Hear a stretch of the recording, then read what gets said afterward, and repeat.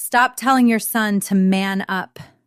It is the single most destructive phrase a father can utter in the suburbs of Chicago or the high-rises of New York. You think you're building grit, but you're actually constructing a prison of emotional illiteracy that he'll spend his 30s trying to escape. Did you know that by the time a boy in the United States blows out the 8 candles on his birthday cake, nearly 80% of his emotional architecture is already solidified? Neuroscience tells us that the window between ages 4 and 8 is the Grand Canyon of character development. If you don't carve the right paths now, the water will find its own way, often leading to resentment, isolation, and a lack of true confidence. Today, we aren't talking about soft skills or participation trophies. We are talking about the biological and neurological blueprints for raising a man who is actually strong, not just one who is good at pretending he isn't hurting. Let's look at the data, because the numbers in America right now are, frankly, terrifying. According to recent longitudinal studies, nearly 60% of men feel they cannot talk to their fathers about their actual problems. In cities like Los Angeles and Houston, where the pressure to succeed is a crushing weight, we see a direct correlation between fathers who suppressed emotional expression and sons who struggle with chronic anxiety by age 25. Compare this to parts of Scandinavia or even specific communities in Vermont, where emotional literacy is taught as a foundational pillar. Those boys grow up with 40% higher rates of relationship stability and significantly lower rates of workplace burnout. The difference isn't the toughness of the kid, it's the tools given by the dad. In Lincoln Park, Chicago, your 7-year-old son falls off the monkey bars. He's not bleeding, but he's terrified and embarrassed. You say, "You're fine, shake it off, don't be a crybaby." Result? He learns that his internal reality, fear and pain, is wrong or weak. He learns to stop trusting his own nervous system. Now, imagine a different scenario in a backyard in Queens. Your son loses a video game and throws the controller in a rage. You yell, "Go to your room until you can act like a man." Result? He learns that anger is the only acceptable male emotion, but he has no idea how to process the underlying sadness of losing. Finally, think about the kid who is too sensitive. He wants to paint instead of play tackle football in the Texas heat. You say, "That's for girls, pick up the ball." Result? You've just taught him that his authentic self is a source of shame. These aren't just moments. They are bricks in a wall that will eventually separate you from him. Why is this urgent? Because we are in the golden window. Between ages 5 and 8, the brain undergoes a massive pruning process. The synapses that aren't used, they wither away.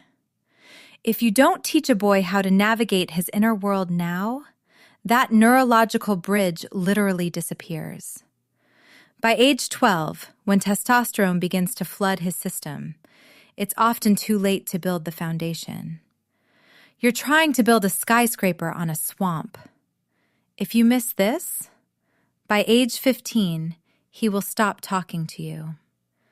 By age 20, he will be fine on the outside, but hollow on the inside. This impacts his career because high EQ is the #1 predictor of leadership success in modern companies from Google to Goldman Sachs. It impacts his marriage, and it impacts his future as a father. We are breaking a generational curse here, and it starts with these 8 lessons. So, what is the solution? It's a method I call the Architectural Fatherhood framework. It's based on the work of Dr. Dan Siegel and decades of developmental psychology. It moves away from correction and toward connection.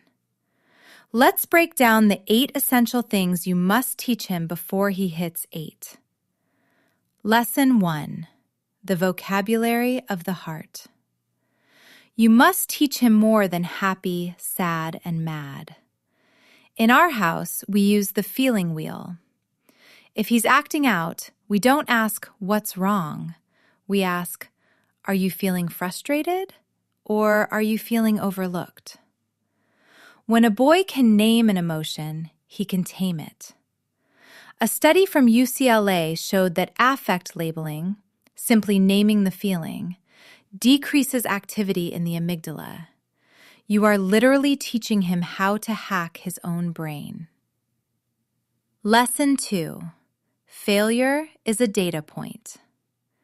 In a high-stakes world, boys are terrified of being losers.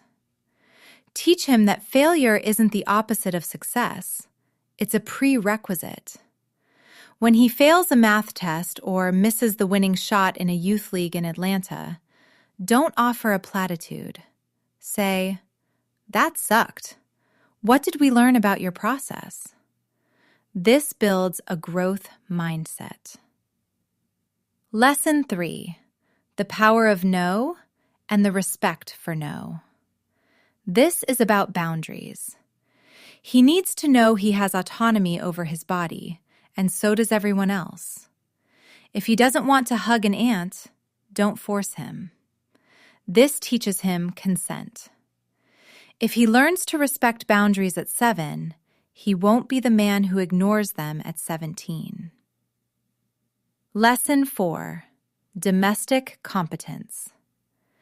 Teach him to cook eggs, fold laundry, and scrub a toilet. Real strength is self-sufficiency. A man who can't take care of his own space is a man who will always be dependent on others, and dependency breeds resentment.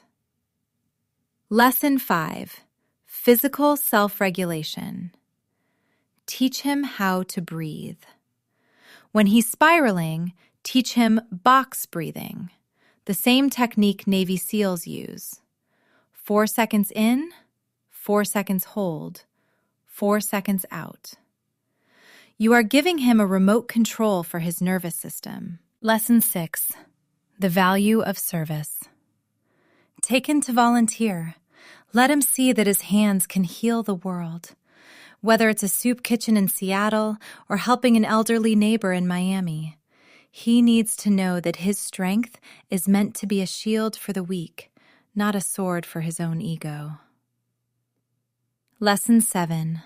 The beauty of curiosity.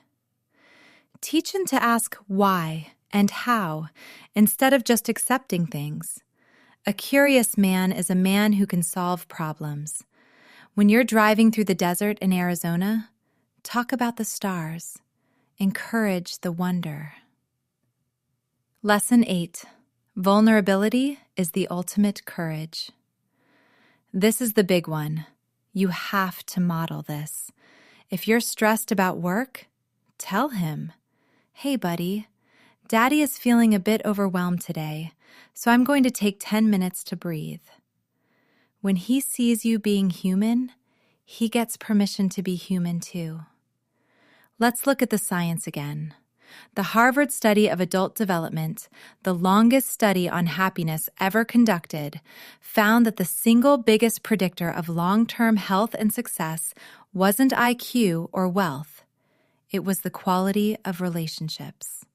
And the quality of relationships is determined by emotional intelligence. Boys who are taught these 8 things showed a 65% higher resilience score when faced with trauma later in life. They don't break, they bend. Dr. Brené Brown says, vulnerability is not winning or losing.